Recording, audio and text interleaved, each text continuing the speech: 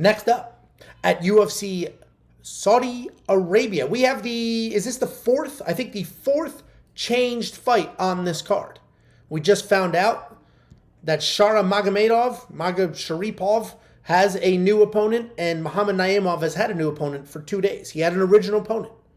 That guy dropped. SD Dumas stepped in. That guy dropped. And now we got Felipe Lima stepping in. And this is the closest these odds have been. Oh, SD Dumas didn't step in on this fight. My bad. That was a different fight. Felipe Lima versus Muhammad Naimov. This is the closest odds that Muhammad Naimov has had in his recent opponent swaps. And I get it. Felipe Lima's very good. I went into this fight. I saw, Muhammad Naimov, a gentleman who I bet on. I had a moneyline bet on Muhammad Naimov. I had a moneyline bet on him in his original matchup versus, who the hell was he fighting? Melsik Bagdasaryan. Moneyline bet. I was that confident in him to win that fight. Then, he has got a last-minute step-up opponent, somebody from outside of the region, somebody they're just throwing at him to get a loss on TV. Great. And then I looked at it, and I did my research on Felipe, and it's this could be a problem because Felipe is pretty good. I'm trying to find my notes, and I can't seem to find them. Did I fucking delete it by accident? Oh, Panty, he has no idea what to say. I found him. Felipe Lima is a bantamweight prospect. Come striker. No, I remember everything, but I just like the notes that keep me on track, okay? Sorry I'm prepared. Yeah, imagine shaming somebody for being prepared for work. Imagine that. I'm prepared as well, but I just kind of remember stuff. Everything I do, just so we know, clear guys, if you guys don't know this, Angelo just reads his script just word for word, and I have nothing in front of me except for my fucking imagination and incredible mind. Imagination. Sure. I'm going to be nice. Muhammad Naimov taking on Felipe Lima. Muhammad Naimov is a guy who's been doing quite well. He is coming off of a injury TKO win, similar to what Tatsuro Taira just got, but a little more dramatic, where that fight almost ended instantly. And all of a sudden, it's wow, how good is Muhammad Naimov? He's doing all the things. Then you look a little closer, it's okay, there was an injury in that fight. But he is very good. He's a well-rounded guy. He will prefer to strike. He can grapple. He can wrestle. But those are not the key in this matchup. In this matchup, he's going to want to bomb. He's going to want to strike. He's going to want to land that big power. He's fast. He's athletic. He has that old-school martial arts striking, so a nice tight guard. He'll come forward, and he'll light it up in the pocket. Good combinations. He closes the distance well. He will clinch, and he'll strike inside the clinch as well. He will defend takedowns early in a fight, but then he'll work in his own takedowns once he starts to slow down or if he's not winning those exchanges. He's taking on a short notice opponent. Felipe Lima is stepping up on short notice and up a weight class. He's typically a bantamweight. He's coming in short notice. UFC opportunity. What? He's even fought at 125. There you go. He's not a large person, and that does factor into this fight, into this pick. He's making his UFC debut at featherweight, 145 pounds. 10 pounds over what he normally fights at, 20 pounds over what Jacob referenced some previous fights in his career. He's going to be small, but he is a dog. Size might not matter necessarily. He's a well-rounded guy who has... I don't know what you've been told. It always matters, guys. I don't know what you guys have been told to make you feel better. I promise you, it always matters. It's probably the only thing that matters, honestly. Who cares how you move it? It doesn't matter. Okay. I've never heard that.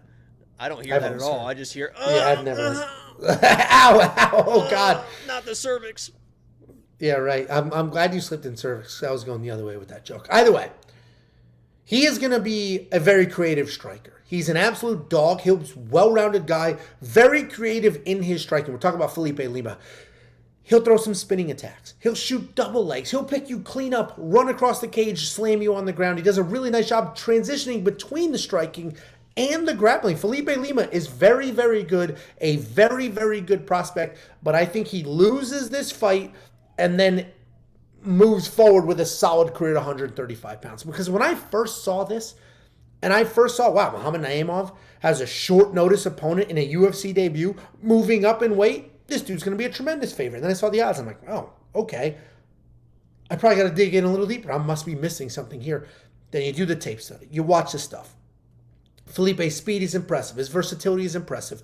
It could be a problem in this fight.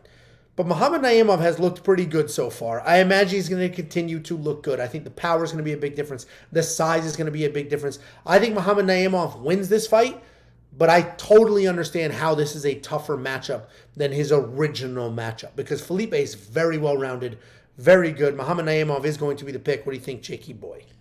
Yeah, do you think that Naimov trims his chest hair and it's just kind of halfway grown back, or do you think that's the length?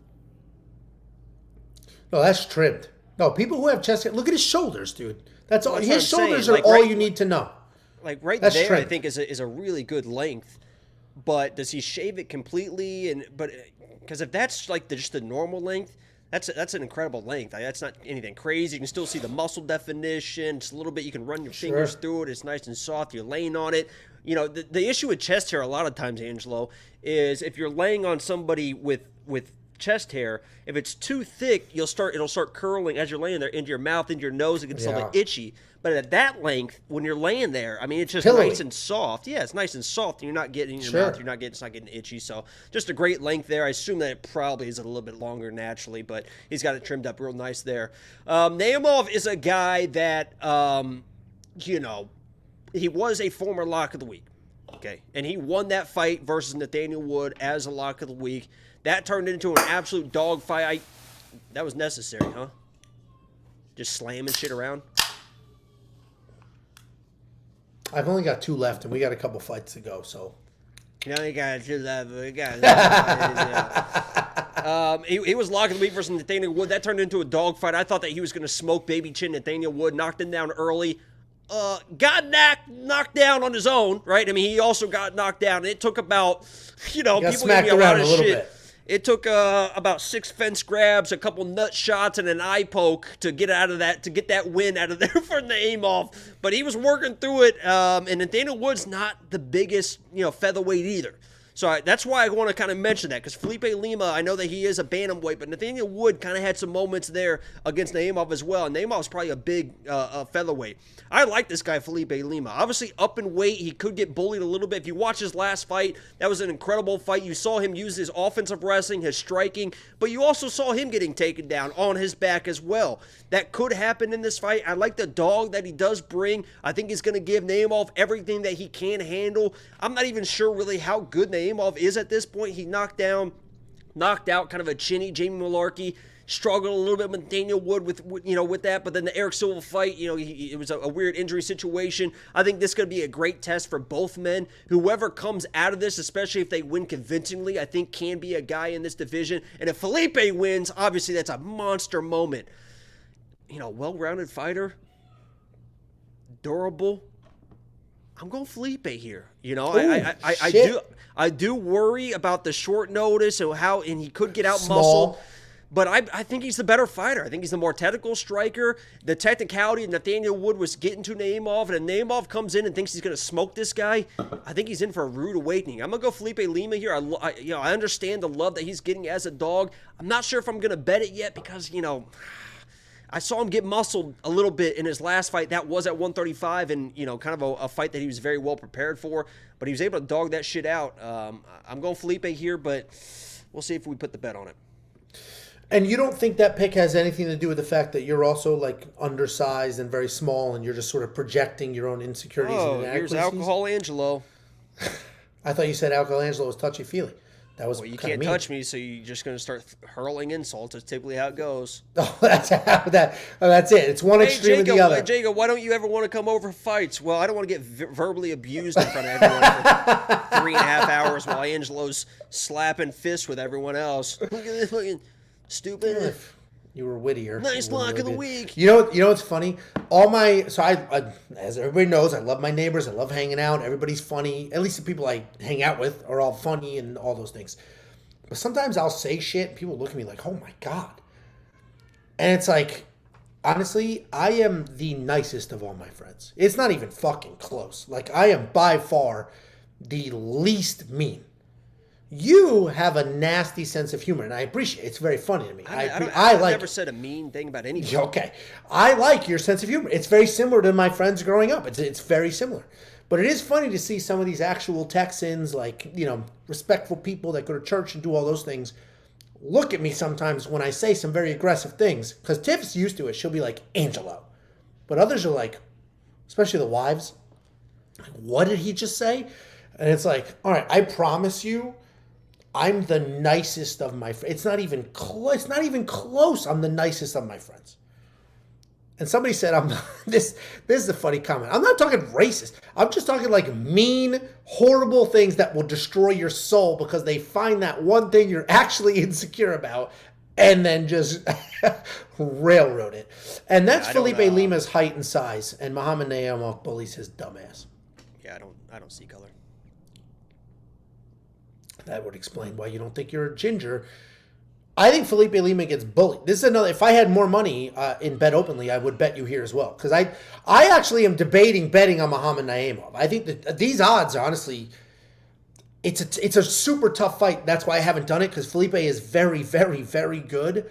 But short notice, up in weight, like, it feels like this is a great bet on Muhammad. Why isn't Naimov minus 250? I don't know. That's the only thing. Dude, honestly, it's funny. This is what number. Chris Riley from Monkey Knife Fight, who we've had on the show a bunch of times. He's sort of an industry guy. He's alive, and I'm gonna. He's alive, and we're gonna say hi to him when we're in Vegas. No, for Monkey Knife Fight, pour one out. Oh yeah. No, we literally put them out of business. Anyway, he always said the longer you stare at these numbers, you can convince yourself of anything. The longer you stare at these numbers, you can convince yourself of anything. And that is true, because if Muhammad Naimov was a minus 200 favorite, I would probably parlay him.